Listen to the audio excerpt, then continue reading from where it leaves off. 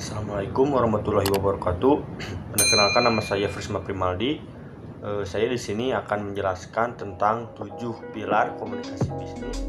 7 pilar komunikasi bisnis tersebut diantaranya yang ke-1 ada pemahaman terhadap proses komunikasi, yang kedua ada penggunaan pikiran, yang ketiga ada memahami bahasa, dan yang keempat ada kejelasan pesan, yang kelima ada daya persuasif, yang keenam ada kelengkapan pesan, dan yang terakhir yang ketujuh yaitu adalah keinginan yang baik. Nah, baik yang pertama yaitu tentang pemahaman terhadap proses komunikasi. Jadi pemahaman terhadap proses komunikasi tersebut harus dapat mengetahui bagaimana kita menempatkan diri sebagai komunikator, bagaimana menggunakan media, bagaimana menyusun pesan yang tertera, dan juga bagaimana memahami komunikan, bagaimana memanfaatkan sumber dana, bagaimana mengetahui mengevaluasi efek. Contoh, pada saat pandemi ini, komunikasi dalam suatu perusahaan harus tetap terjaga, meskipun terbatasnya komunikasi secara langsung.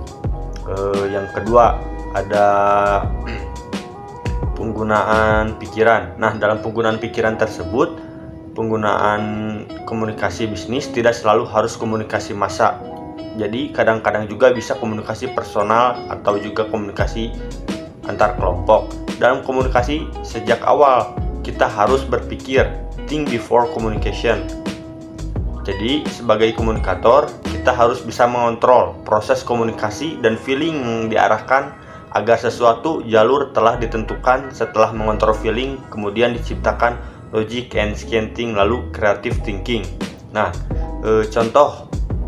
contohnya pemimpin suatu perusahaan yang berpikir sebaik mungkin pada saat pandemik untuk mencari jalan keluar, bagaimana para karyawannya harus bisa tetap bekerja pada saat situasi genting seperti ini. Nah, caranya yaitu dengan kerja di rumah untuk memotong rantai COVID-19 ini. Yang selanjutnya ada yang ketiga. Nah, dari yang ketiga tersebut memahami bahasa. Jadi memahami bahasa adalah merupakan sistem dari signal atau simbol yang diperlukan untuk berpikir dalam mentransfer pikiran dan perasaan. Bahasa yang digunakan dapat berbentuk verbal maupun juga bisa nonverbal. Nah, meskipun komunikasi dalam bahasa bukan sinonim, namun proses komunikasi mustahil jika tanpa bahasa. Perlu diperingatkan bagaimana menyusun bahasa sedemikian rupa sehingga memudahkan komunikan bisa menerima pesan yang kita sampaikan. Tentu saja bahasa yang harus diperhatikan bukan cuma bahasa kita, melainkan juga bahasa utama komunikan.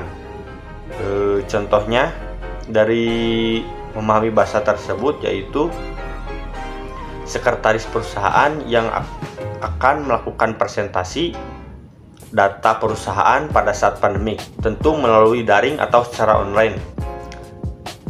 Maka sekretaris tersebut harus menggunakan bahasa yang mudah dipahami oleh komunikasi agar jelas dan tidak tertimbulnya kesalahpahaman pada saat rapat atau membeberkan data perusahaan tersebut. Yang keempat yaitu ada kejelasan pesan. Nah, dari kejelasan pesan tersebut dalam komunikasi bisnis harus merupakan pesan yang dapat diterima dengan baik dan jelas oleh komunikan. Oleh karena itu, gunakanlah kalimat pendek, singkat, dan gamblang. Karena dengan kata-kata panjang atau berbelit-belit itu akan menimbulkan persepsi yang berbeda antara komunikator dan juga komunikannya. Nah, contohnya kita memberikan sebuah pesan informasi social distancing kepada masyarakat, maka masyarakat itu harus mendapatkan informasi yang sejelas mungkin agar mudah dipahami oleh masyarakat betapa pentingnya pesan yang kita sampaikan. Nah, yang selanjutnya yaitu ada daya persuasif. Yang kelima, daya persuasif tersebut yaitu merupakan kebutuhan dasar dan komunikasi bisnis. Seringkali kita menyebutkan dengan salesmanship karena mempunyai kemampuan untuk membujuk. Nah, komunikasi persuasif ini, pesan yang harus dipersiapkan antara lain seperti 1. seleksi bahan emosional kita. Yang kedua, penggunaan bahasa yang menyentuh emosi komunikan. Yang ketiga, moving the feeling, dan seringkali justru harus kita menjauhkan dari logika agar komunikan tersebut terbujuk oleh kita. Contohnya, pemerintah mengajak masyarakat untuk menggunakan masker di saat kondisi pandemi, karena sangat berbahaya jika kita tidak menggunakan masker bagi kesehatan dan kelangsungan hidup kita, baik juga dengan perusahaan-perusahaan. Nah, yang selanjutnya ada yang keenam.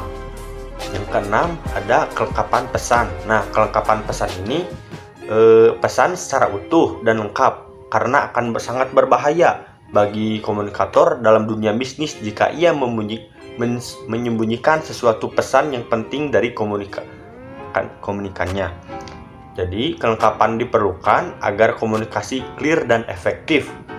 Oleh sebab itu, dengan perkembangan teknologi komunikasi dan komputer, data dapat semakin banyak bertumpuk didapatkan. Jangan menahan atau menyembunyikan data esensi informasi, sebab akan merusak seluruh komunikasi network.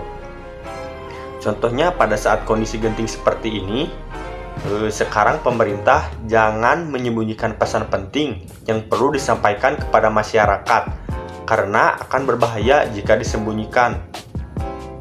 Yang selanjutnya yaitu ada yang ketujuh, keinginan baik. Nah, keinginan baik tersebut atau yang bisa disebut dengan goodwill dalam strategi pemasaran sosial, market adalah sesuatu yang sangat penting untuk diperhatikan. Mengapa? Karena dalam pengertian ini yang kita hadapi bukan hanya sekedar manusia, namun juga seluruh masyarakat yang mempunyai nilai-nilai atau norma, prasangka, dan yang lain sebagainya yang baik-baik. Contohnya, perusahaan makanan sembako yang memberikan diskon produknya karena saat pandemi banyak orang yang kesusahan. Nah, dengan cara tersebut perusahaan itu bisa melakukan keinginan baik untuk membantu orang-orang atau masyarakat. Sekian dari saya. Wabillahi taufiq wal hidayah. Wassalamualaikum warahmatullahi wabarakatuh.